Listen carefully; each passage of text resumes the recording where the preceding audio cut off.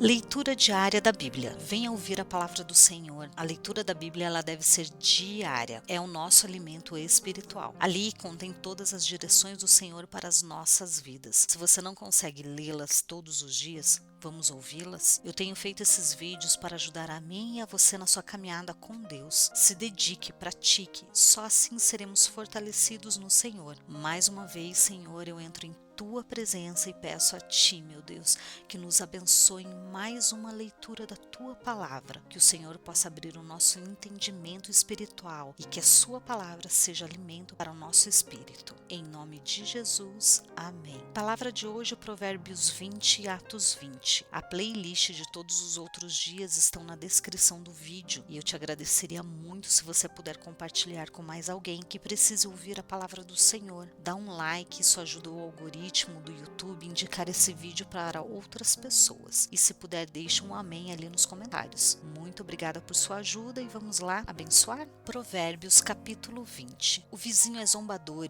a bebida fermentada provoca brigas, não é sábio deixar-se dominar por eles. O medo que o rei provoca é como o do rugido de um leão. Quem o irrita põe em risco a própria vida. É uma honra dar fim a contendas, mas todos insensatos envolvem-se nelas. O preguiçoso não ara a terra na estação própria, mas na época da colheita procura e não acha nada. Os propósitos do coração do homem são águas profundas, mas quem tem discernimento os traz à tona. Muitos se dizem amigos leais, mas um homem fiel, quem poderá achar? O homem justo leva uma vida íntegra, como são felizes os seus filhos. Quando o rei se assenta no trono para julgar, com o olhar esmiuça todo o mal. Quem poderá dizer, purifiquei o coração, estou livre do meu pecado? Pesos adulterados e medidas falsificadas são coisas que o Senhor detesta. Até a criança mostra o que é por suas ações, o seu procedimento revelará se ela é pura e justa. Os ouvidos que ouvem e os olhos que veem foram feitos pelo Senhor. Não ame o sono ou você acabará ficando pobre. Fique desperto e terá alimento de sobra. Não vale isso?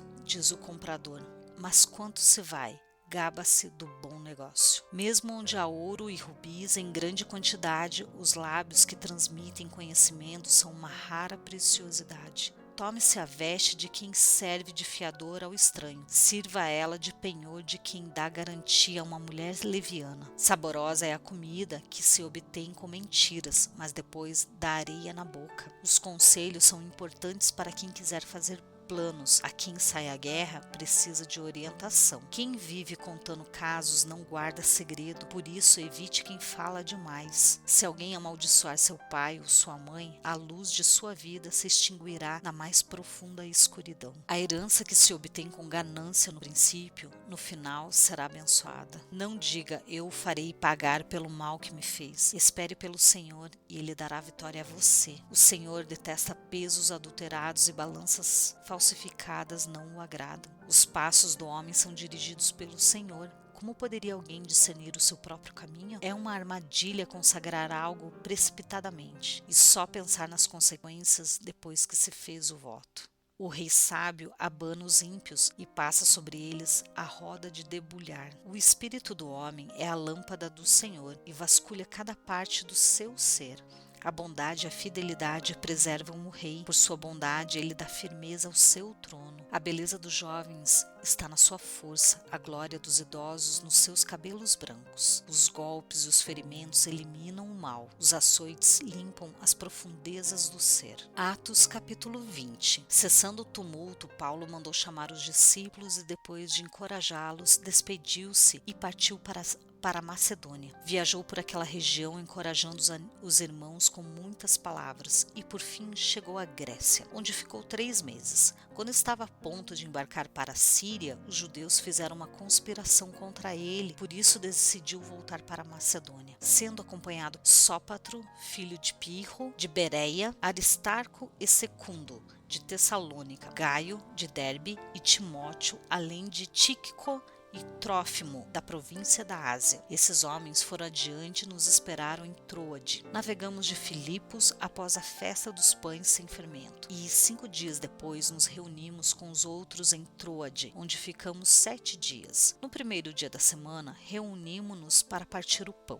E Paulo falou ao povo: pretendo partir no dia seguinte. Continuou falando até a meia-noite. Havia muitas candeias no piso superior onde estávamos reunidos. Um jovem chamado Eutico, que estava sentado numa janela, adormeceu profundamente durante o longo discurso de Paulo. Vencido pelo sono, caiu do 3º andar. Quando o levantaram, estava morto. Paulo desceu, inclinou-se sobre o rapaz e o abraçou, dizendo: não fiquem alarmados, ele está vivo. Então subiu novamente, partiu o pão e comeu. Depois continuou a falar até o amanhecer e foi embora. Levaram vivo o jovem, o que muitos os consolou. Quanto a nós, fomos até o navio e embarcamos para Assos, onde iríamos receber Paulo a bordo. Assim ele tinha determinado, tendo preferido ir a pé. Quando nos encontrou em Assos, nós o recebemos a bordo e prosseguimos até Mitilene. No dia seguinte, navegamos dali e chegamos de fronte a Quio. No outro dia, atravessamos para Samos. E um dia depois, chegamos a Mileto. Paulo tinha decidido não aportar em Éfeso, para não se demorar na província da Ásia, pois estava com pressa de chegar a Jerusalém, se possível, antes do dia de Pentecoste. De Mileto, Paulo mandou chamar os presbíteros da igreja de Éfeso. Quando chegaram, ele lhes disse: vocês sabem como vivi todo o tempo em que estive com vocês, desde o primeiro dia em que cheguei à província da Ásia. Servi ao Senhor com toda a humildade e com lágrimas, sendo severamente provado pelas conspirações dos judeus. Vocês sabem que não deixei de pregar-lhes nada que fosse proveitoso, mas ensinei-lhes tudo publicamente e de casa em casa. Testifiquei tanto os judeus como os gregos que eles precisavam converter-se a Deus com arrependimento e fé em nosso Senhor Jesus. Agora, compelido pelo Espírito, estou indo para Jerusalém sem saber o que me acontecerá ali, senão que em todas as cidades o Espírito Santo me avisa que prisões e sofrimentos me esperam. Todavia não me importo, nem considero a minha vida de valor algum para mim mesmo, se tão somente puder terminar a corrida